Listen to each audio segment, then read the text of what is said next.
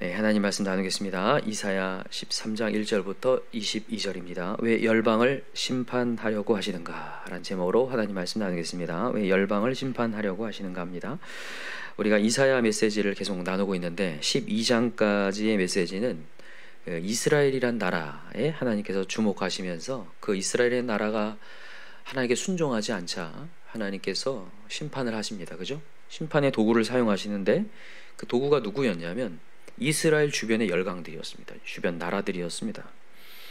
근데 이제 오늘 이 13장부터는 뭐가 시작이 되냐면 그 열방에 대한 심판의 메시지가 시작이 돼요. 하나님의 그 신탁이 시작이 되는데 우리가 이제 의문이 드는 게 그거예요. 하나님은 이스라엘이라는 나라에 집중을 하고 있거든요. 사실 하나님의 자녀로서 선택하시고 그래서 잘못하니까 훈계를 하시는 건데 왜 또 이제 이 도구로 사용했던 이 열방에 대한 심판을 하시는가? 그 이유가 과연 뭘까? 이 두 가지입니다. 첫 번째는 뭐냐면 하나님의 손길이 미치지 않는 곳이 없다는 것을 하나님 보여주시는 거예요. 여러분 우리가 살면서 이제 신앙생활을 하기 때문에 이 거룩한 자리에 이렇게 하나님과 소통을 하다 보면 성도들과 소통을 하다 보면 하나님을 믿지 않는 자들은 하나님의 손길이 안 미쳐지고 영향이 없다라고 생각할 때가 있어요. 이런 겁니다. 이스라엘 백성들이 이스라엘 안에서 살았어요. 그죠? 근데 열강들의 침략을 받자 이 하박국 선지자가 대표적인데 열강들을 왜 하나님께서 내버려 두십니까? 왜 저들을 저렇게 내버려 두십니까? 이게 큰 의문이었단 말이에요. 하나님의 강력함이 왜 저들에게 미쳐지지 않습니까? 라는 이 마음 가운데 어려움이 있었어요. 여러분 이런 의문점이 계속 가잖아요. 그럼 우리 기도가 약해집니다. 그러니까 여러분이 지금 여기서만 이렇게 사는 게 아니라 반드시 세상에 나가잖아요. 그죠? 믿지 않는 사람들 많이 만나게 되거든요.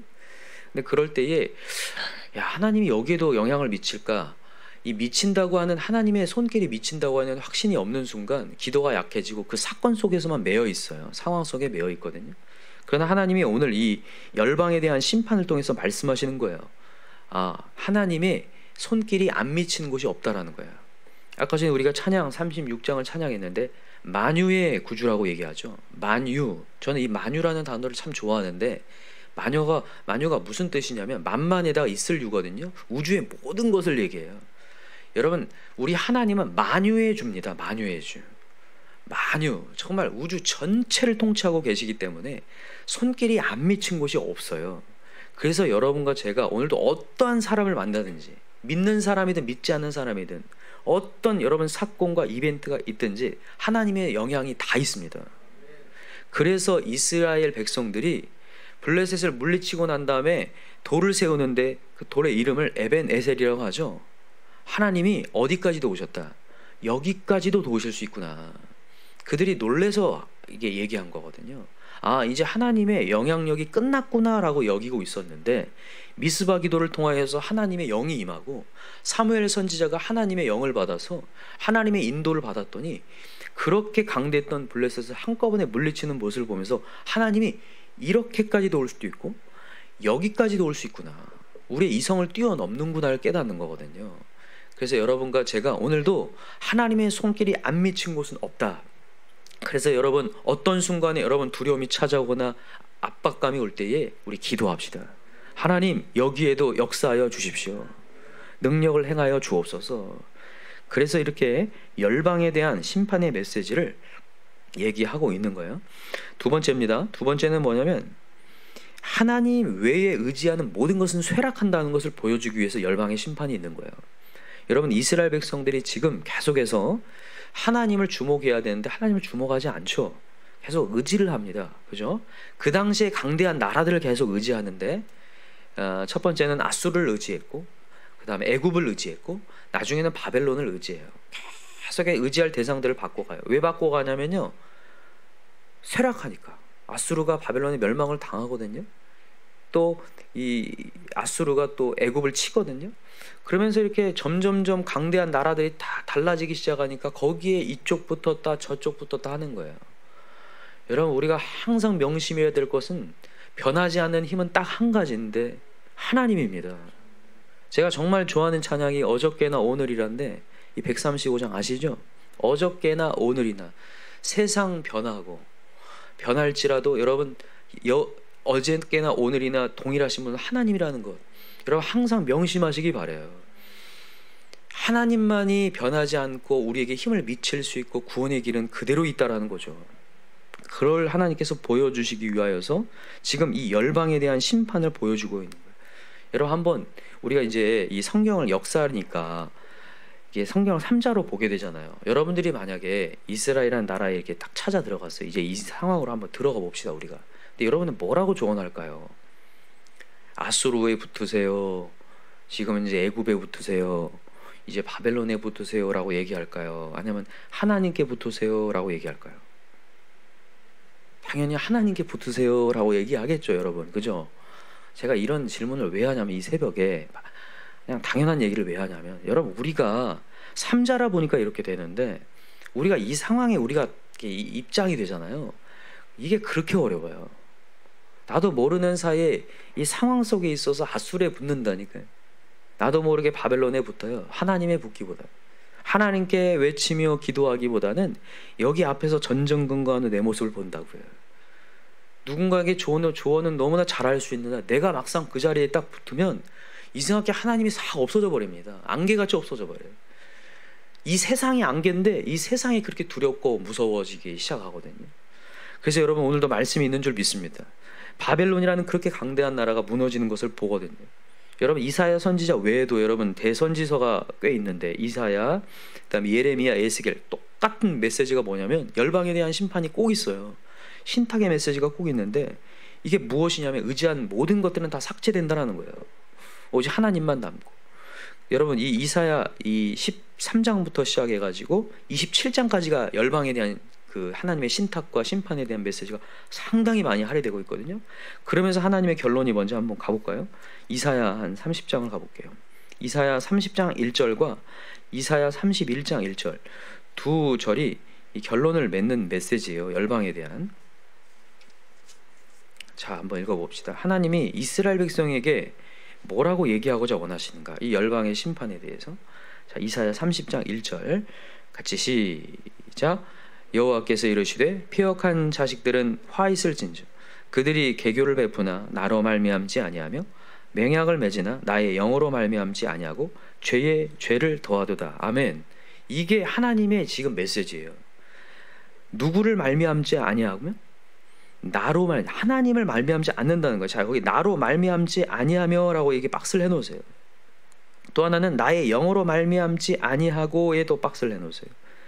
이게 너무 중요한 메시지. 지금 열방들과 계약을 맺고 지금 맹약하고 있는데 하나님이 제외되어 있다라는 거예요. 하나님께 묻지 않는다는 거예요. 저는 이 메시지를 읽으면서 다시 한번 느껴요. 여러분과 제가 오늘도 어떤 사람을 만나든지 간에 하나님을 소외시키면 안 됩니다. 여기 보죠. 마지막에 나오죠. 나의 영으로 말미암지 아니하고 뭐에 뭐를 더하다고요? 죄에 죄를 더한다고. 여러분 하나님을 소외시키는 것 자체가 죄입니다. 하나님께 구하지 않는 게 하나님이 괴롭다고 했죠. 맞아요. 여러분들이 오늘 어떠한 일을 있든지 간에 여러분 하나님을 먼저 부르짖고 만나시기 바랍니다. 하나님을 찾고 하나님 이렇게 가는 게 맞습니까? 자, 2절 보세요. 그들이 바로의 세력 안에서 스스로 강하려 하며 애굽의 그늘에 피하려 하여 애굽으로 내려갔을 때 나의 입에 묻지 아니하였도다. 이게 하나님이 주는 강력한 메시지. 나의 입에 묻지 아니하였도다. 그러므로 바로의 세력이 너희의 수치가 되며 애굽의 그늘이 피함이 너희의 수욕이 될 것이라. 반드시 하나님을 소외된 모든 사건들은 절대로 세워지지 않을 것이다. 이게 하나님의 강력한 사인이며 메시지거든요. 자, 31장을 한 번 더 갈까요? 31장 1절 시작. 도움을 구하러 애굽으로 내려가는 자들은 화 있을진저 그들은 말을 의지하며 병거의 많음과 마병이 심히 강함을 의지하고 이스라엘의 거룩하신 이를 앙무하지 아니하며 여호와를 구하지 아니하나니 여호와께서도 지혜로우신즉 재앙을 내리실 것이라. 그의 말씀들은 변하지 않게 하시고 일어나서 악행하는 자들의 집을 치시며 행악을 돕는 자들을 치시리니 애굽은 사람이요 신이 아니며 그들의 말들은 육체요 영이 아니라 여호와께서 그의 손을 펴시면 돕는 자도 넘어지며 도움을 받는 자도 엎드려져서 다 함께 멸망하리라. 지들끼리 하나님을 소외돼서 지들끼리 돕고 도와도 둘 다 함께 멸망한다는 거예요. 여러분, 하나님 소외돼서 내가 뭔가 인간적인 방법으로 뭔가를 케어해 보려고 하고 불쌍히 여기는 거 여러분 아무 소용없습니다. 여러분, 고린도서 13장이 나오죠. 내가 내 목숨을 내어주고 구제할지라도, 인간적인 정으로 뭔가 해보려고 할지라도 사랑 없으면 아무것도 아니다. 여러분, 이 사랑이라는 게 아가페거든요. 이게 하나님 사랑을 얘기하는 거예요. 하나님 사랑 없으면 아무것도 아니다. 하나님을 소개하지 않으면 아무것도 아니다라는 거예요. 이 세상에 많은 사람들, 여러분 긍휼의 마음 다 갖고 있는 사람도 있습니다. 하나님 없이도 구제하려고 하는 사람도 있어요. 그러나 하나님 없으면 다 함께 멸망하리라 라는 게 하나님의 메시지. 그래서 여러분과 제가 오늘도 해야 될 게 뭐냐면 하나님을 찾는 거. 근데 여러분, 우리 하나님 너무 감사한 게 뭐냐면 우리를 자녀로 삼으셨기 때문에 우리가 뭐 할 때까지 기다리시냐면 우리가 하나님을 주목할 때까지 기다리셔요. 우리의 삶을 계속 잘 나가지 못하게 막아서라도 하나님을 주목하도록, 우리 가족을 주목하는 게 아니라 하나님을 주목하도록, 내 주변을 주목하는 게 아니라 하나님을 주목하도록. 여러분, 여기 이사야를 찾았으니까 30장 18절 한번 보세요. 30장 18절. 여러분, 여기 여러분의 성경에는 제목이 뭐라고 써 있어요? 하나님을 기다리는 자는 복이 있도다. 자, 18절 읽어봅시다. 시작. 그러나 여호와께서 기다리시나니 이는 너희에게 은혜를 베풀려 하시며 일어나시리니 이는 너희를 긍휼히 여기려 하심이라. 대저 여호와는 정의 하나님이시라. 그를 기다리는 자마다 복이 있도다. 아멘. 여러분, 하나님은 우리를 기다리며 은혜를 베풀려고 하신다는 거. 여러분, 이 하나님 좋은 하나님이죠. 나를 막으려는 하나님, 내 계획을 무산시키려는 하나님이 아니라 하나님의 계획이 제일 옳다. 하나님 주목해라. 오늘도 그렇게 말씀하신 줄 믿습니다. 오늘 이제 다시 돌아와서 우리 13장 바벨론에 대한 경고부터 시작을 합니다. 여러분 보세요. 오늘 본문의 바벨론인데 사실 이게 또 한 번의 의아함이에요. 사실 당시 이사야 시대 때는 바벨론이라는 나라는 거의 존재도 없는 나라예요. 여러분, 이사야 시대 때 어떤 나라가 제일 강대했을까요? 아수르가 제일 강대했어요. 아수르. 지금 이 당시에는 북이스라엘도 아직 멸망하기 직전이거든요. 이게 이사야 시대가 약 730년대에 거의 있었기 때문에 이 당시에는 북이스라엘도 지금 살아있는 때란 말이죠. 그때 아수르가 굉장히 강대했단 말이에요. 근데도 불구하고 하나님은 지금 강성하지도 않은 바벨론에 대한 경고를 오늘 13장에 하고 있어요. 이걸 보면 하나님이 이미 알고 계신다는 거예요. 하나님이 바벨론이 강대해질 것도 알고 계시고 남유다를 멸망시킬 것도 알고 계시고 나중에 메데라는 제국에 의해서 패망할 것도 알고 계셔요. 야, 정말 이게 얼마나 놀라운 우리에게 일인지 모르겠어요. 나중에 이 메데와 파사라고 하는 페르시아 제국의 멸망을 당하거든요. 완전히 무너져 버리는데, 여러분, 그래서 우리가 이 세상에 잘 나가는 것을 부러워할 필요가 없다는 것을 보여주는 거예요. 우리가 그럴 때 있잖아요. 어떤 잘 나가는 모습을 보면 뭔가 벤치마킹하고 싶고 부러워하게 되고 저렇게 한번 해봐야지 하는데, 여러분, 성경을 보면 그게 코웃음 칠 일이에요. 우리가 하는 행동들이 잘 나가는 것에 대해서 여러분 주목할 필요가 전혀 없다는 것을 보여주는 거예요. 정말 진짜로 여러분, 우리가 해야 될 일이 뭐냐면 오늘도 우리는 전능의 하나님 모시는 거예요. 아무리 잘 나가는 것이라 할지라도 여러분, 하나님 이미 알고 있다니까요. 그들 강대해질 것도 이미 알아요. 그들이 쇠락할 것도 알고 그들이 무너질 것도 알고 계신다니까요. 그 안에 하나님 없으면요, 아무리 위로 올라가는 것처럼 보여도 분명히 쇠락할 걸 안다는 거예요. 여러분, 그래서 여러분과 제가 오늘도 성경을요 마음 가운데 믿잖아요. 그러면 눈에서 예언의 영이 정말 보입니다. 하나님의 영이 내 눈을 뜨게 하셔서 보게 하셔요. 근데 이 성경의 메시지를 내 안에 이렇게 모시지 않잖아요. 그러면 이쪽도 부럽고 저쪽도 부럽고 나만 제일 초라해요. 그래, 하나님 메시지에 몰입하잖아요. 그럼 맞아, 전능의 하나님이 있는 순간 마지막 끝이 좋아지지. 마지막이 분명히 우리가 승리하지를 알게 된다고요. 여러분, 오늘도 여러분 우리 전능의 하나님을 봅시다. 정말 영으로 볼 수 있게 되길 간절히 기도합니다.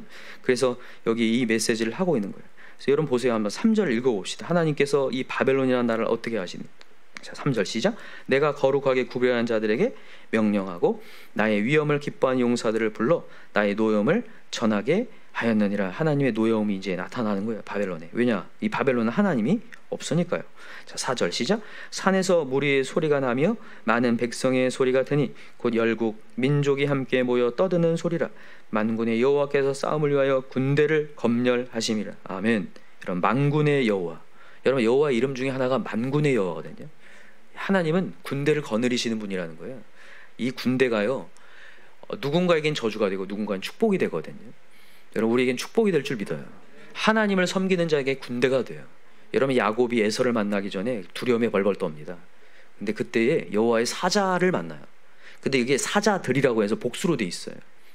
그래서 야곱이 그 자리를 뭐라고 고백을 하냐면 마하나임이라고 고백하거든요. 하나님의 군대라는 용어예요.